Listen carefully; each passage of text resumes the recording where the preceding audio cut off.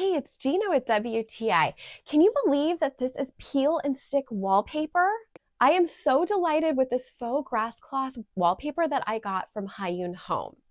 So if you've never used peel and stick wallpaper before, you may be wondering, how well does it actually stick to my wall? So first off, this sticks so well to the wall. I thoroughly cleaned my wall first and made sure it was dry before I put it on.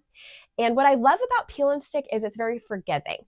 So as you're applying it, you can peel it up and kind of move it around to make sure it's in the correct position, but that doesn't mean that it's going to fall off of your wall later. It adheres really well.